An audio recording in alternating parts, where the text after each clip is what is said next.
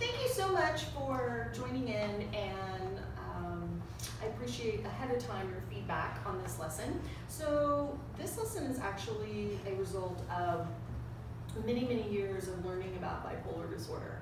And so it's the purpose of this lesson, and what we'll have already done before we cut to the interactive part, is going to be that we've already gone over the goal, which is to recognize symptoms of manic and depressive episodes in your teen. Because what I've found through all my years in teaching is that teens and children are becoming diagnosed more and more with bipolar disorder earlier, which is a good thing because now we can get effective treatment early. And so the purpose of this particular lesson is for parents of newly diagnosed teens with bipolar. So for the parents to help, it's their initial lesson, and it's to help them really understand the difference between just sort of normal teen behavior and behavior that is indicative of a bipolar disorder, to help recognize those symptoms early so that the implementation of the treatment plan can begin with the entire family. Because when the whole family is on board, we know that the likelihood of success within bipolar disorder increases exponentially. So what we've already done is gone over our introductions. I've introduced myself, my qualifications, and why this is such a personal topic for me. And then our participants have also shared. They're not forced to share their last name because they may want to retain their privacy, and that's fine as well. And we'll also have already shared our norms, which is, use the restroom if you need to, water, of course, just the norms to make this activity interactive and also meaningful and relevant to the participants. And also the goal as well, so that we're understanding exactly why we're here. I always underline the verb in any goal that I do, because that helps people understand what it is that I'm expecting of them, which is, in this case, is to actually recognize those symptoms. So they also we'll go ahead and get started with the lesson. So I'll go ahead and get started with that. I'm going to shift over now, and thank you again in advance. All right, so the goal tonight, thank you so much for coming, and the goal tonight is that I want to leave you with an understanding of what the symptoms of bipolar disorder are, so that you're comfortable with understanding what those symptoms are. And also, when you leave here, I want you to know that you're not alone, that there are many people out there that are dealing with either having bipolar disorder within themselves or within their kids. And so being a parent of a bipolar teen is not easy, but I want to help throughout these sessions to give you those skills to cope with that. And we're all here for the same reason, and that reason really is to help families learn how to cope with a manic depressive episode, but then also to encourage your teen to get those skills in place so that they can become a high-functioning adult and participate and live their life and do what they want to do. So what I'd like to do is I'm going to give you your handout, and what I'd like for you to do is feel free to take notes. This handout is yours. Doodle on it. I like to draw whenever I'm taking notes. I like to just make color, and so feel free to do that as well. It's yours. So I'm going to go ahead and get this. If you'll just pass those out for me, thank you. So go ahead and just look at the first page. You're going to see some questions on there. So there's no right or wrong answer. Just go with what you think. We're going to take a few minutes. I don't want you to overthink it. Also on the table, there's supplies there. Feel free to grab pens or sticky notes or colors, whatever is comfortable for you.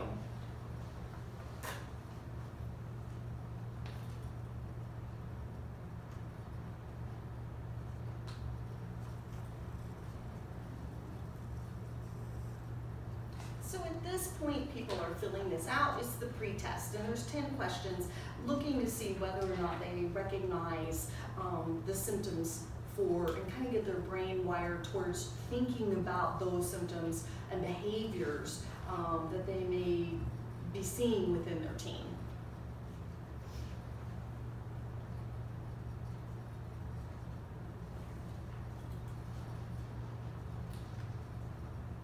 so I've already given this, we'll assume that 10 minutes have gone by.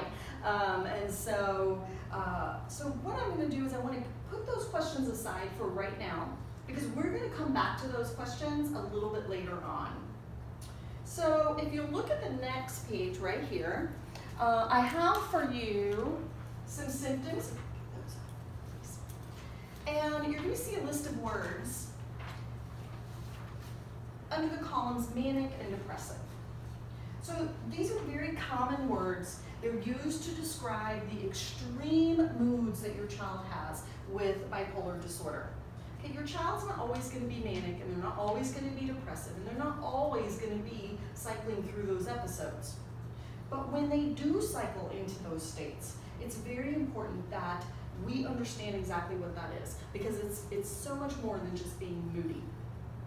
So I want you to circle any symptoms that you've personally witnessed in your teen, in your child. If you aren't sure what a symptom is, just go ahead and let me know. I'm more than happy to explain it to you or clarify it for you. We're going to take 10 minutes to do this. Again, there's no right or wrong answers, just your observations. And you're going to see blank spaces to add any symptoms at the bottom that you may have witnessed but that aren't listed there. Feel free to add those in to your list. And in just a moment, we're going to come back to this list and start looking at it.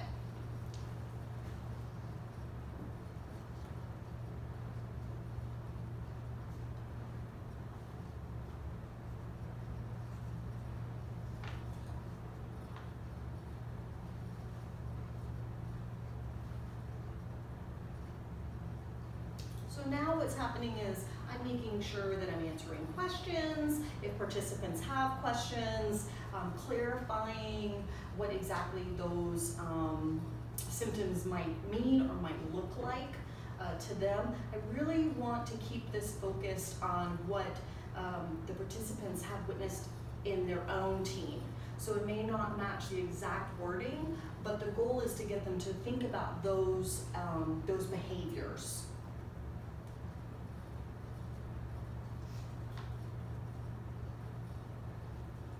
Okay, so we're going to pretend that 10 minutes has already passed for this.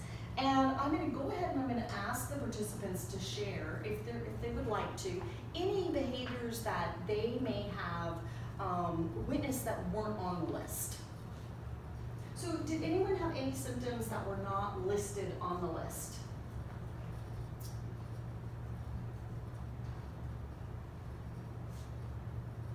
And at this point, people are sharing and we're responding, and I'm responding back. And I'm actually writing those down. So for example, one of those might be, that isn't on the list, might be overeating. So what we could put here is overeating. What about an excess of emotion? Good, okay. So rather than an absence of emotion, an excess of emotion. Good.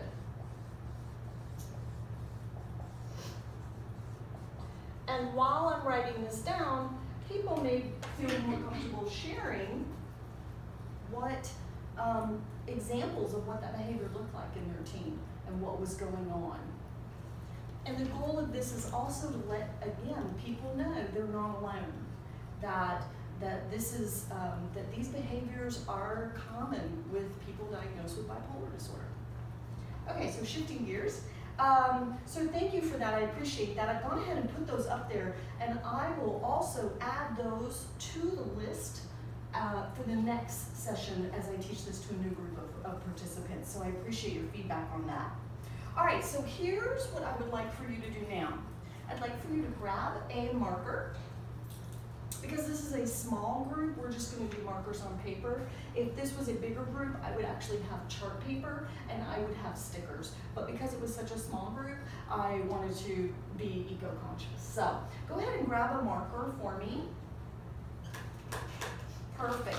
All right, what I'm going to ask you to do is I'm going to ask you to go around the room, and I want you to take a look at these symptoms, which should look familiar because you just saw them on your list. And I want you to put a check mark or star or symbol, whatever you're comfortable with, on those symptoms that you circled on your list. All right, so we'll take about 5 to 7 minutes for this. If you have questions, please don't hesitate to ask.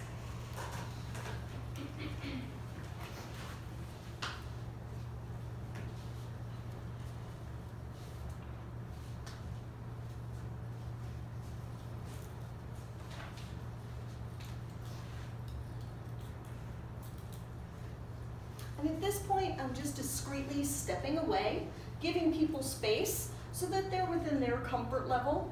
And of course, if there's any questions, I would then be answering those questions while participants are actively moving and cognitively thinking through the symptoms. And then I'm also getting a really nice formative assessment, which is an assessment that's occurring while people are in the activity.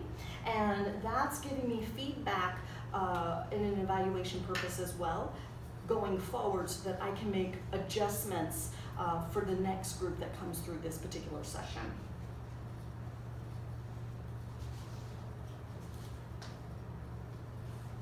Do you want us to write a specific example on the paper? That's a very good question. So the question was, do you want us to write a specific example? At this point, I would like for you just to put your symbol, and then when we come back, we're going to share those examples. Great question. Thank you. And when you're done, feel free just to go ahead and have a seat.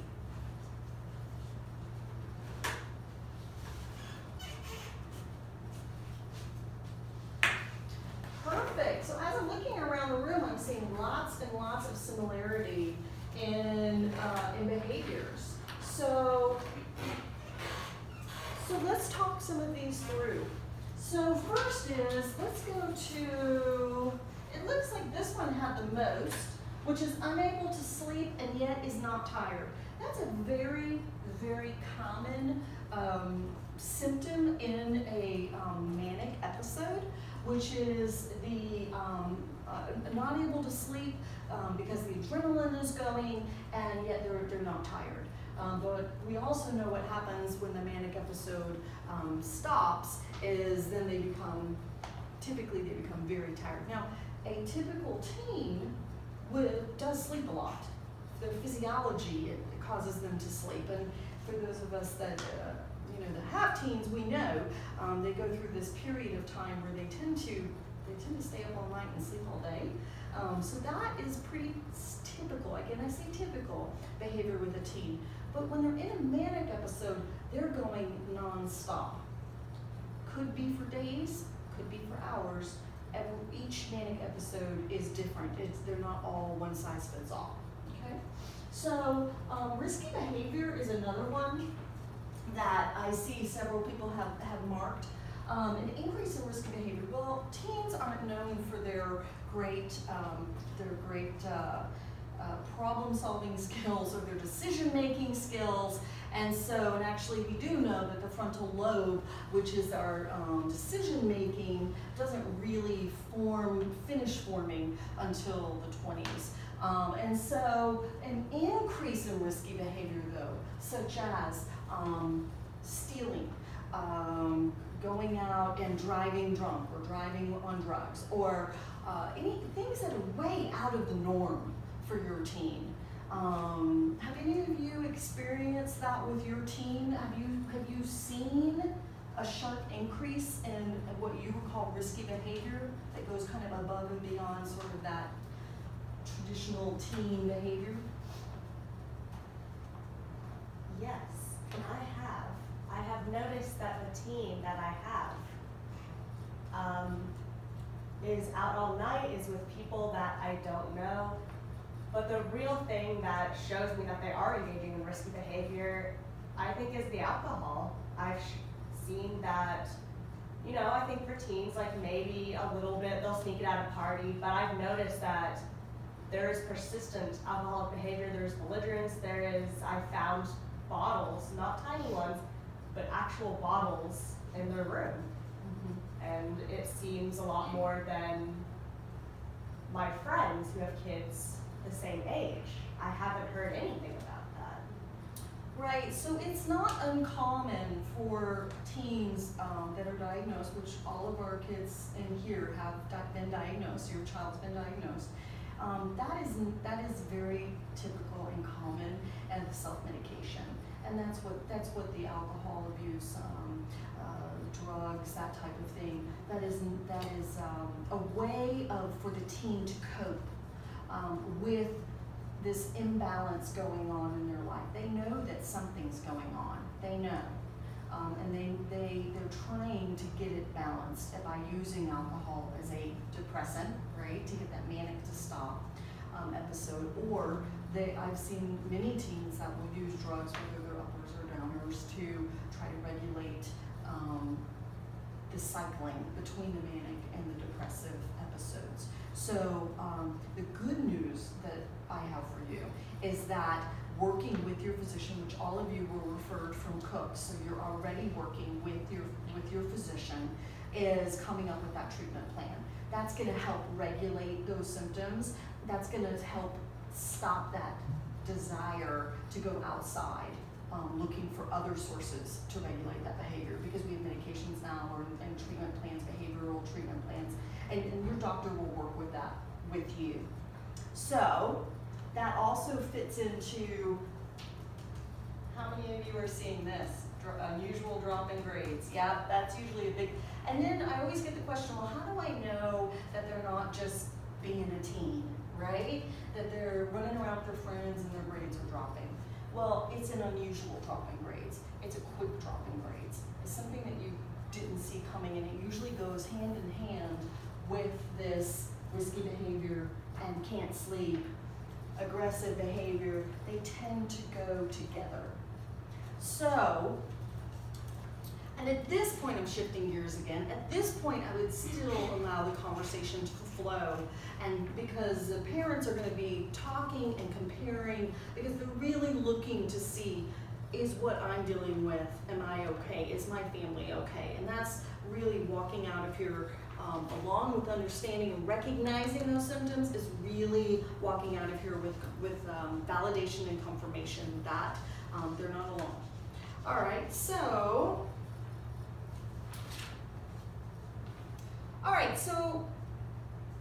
when I'm looking around the room and I'm looking at the marks and I'm looking at, it's pretty standard from what I'm seeing. It's the same things that I saw when my mom was going through it and had those symptoms as well. So I didn't know, because back then you didn't talk about these things, and I didn't know that these symptoms were part of this disorder. I just thought that this was just what people did in their homes, and so I felt very isolated. And I'm really, really amazed. I'm always amazed at how similar our bipolar disorder loved ones' symptoms are. There really are patterns here. And it's nice to know that you're not alone and that they're not alone. Because imagine how isolated we feel sometimes. Well, imagine how isolated they feel, right? So we want to be supportive. The most common symptoms, just so you know, the most common symptoms of a manic phase are feeling very, very, very up. They feel euphoric, okay? Lots of energy, abnormally, lots and lots of energy. They feel jumpy or wired. They have trouble sleeping. Another symptom that you may have seen is talking very, very fast, and the topics aren't connecting. So they're talking, they have rapid speech, but what they're saying isn't looping. It's like they're saying every third word, and to them it's making sense, but it's not to the person that's listening. And of course, being irritated at little things, aggressive behavior because of the frustration that you're not as feeling as euphoric as they are, and then doing that risky behavior because they feel invincible, they feel great. The most common symptoms of the depressive cycle, which goes beyond just depression, it's a depressive state, is feeling very sad, not just blue, or just sad, but feeling extremely sad. Like everything's hopeless. And typically you'll see things like very little appetite, or you'll see the opposite, where it's just constant eating. It can go to either extreme. Also, very little energy. They'll have trouble sleeping, or they're sleeping all the time, 24/7. They just don't have the energy to get out of bed. the loss of interest in things that typically bring them joy. They're forgetful. Very high anxiety. We see anxiety going hand in hand, both in the manic and also in the depressive state. So one thing I do want to clarify is that, like I said earlier, your teen is not going to be going through the cycling nature consistently or constantly. They're not in a constant state. They're not either manic or depressive. They can go a year and not have an episode, or they can go through a period of time where they're having intense cycling. So, okay, so the last thing that I want to talk about, and then we're going to open this up to share, is basically the post-test. And so on the post-test, which is on the back of your pre-test, and that I want you to go back now, and I want you to answer those 10 questions and see if your answers changed. Based on what we've done together and the sharing that we've done together, has something changed? Has an answer changed? Okay. And I'll give you about 5 to 7 minutes to do this. We can go up to 10 minutes if we need it, no problem. All right, so at this point on the post-test, what I'm looking for is to see if any of the questions changed and to bring in a recognition and really cement that learning. Like I said, this really wasn't going into the actual coping mechanisms. That's going to happen in later sessions. This was really to recognize those symptoms of manic and depressive episodes in the teen, and also to feel affirmation and that you're not alone. Because what we're trying to do is create a holistic family environment to support that teen. And then what I would do is go over the questions with the participants, have some discussion, and then that would be our wrap up. We would then do an evaluation of the session for feedback for me to be able to grow and to adjust the session to make it more meaningful and relevant. And then if there are additional Q&A, we can certainly do that. And of course, always thanking participants for their time. This is an emotional topic. I want to make sure they're leaving upbeat, and then a reminder of when the next session would be and what that topic would be. All right, well, thank you so much, and I appreciate your feedback.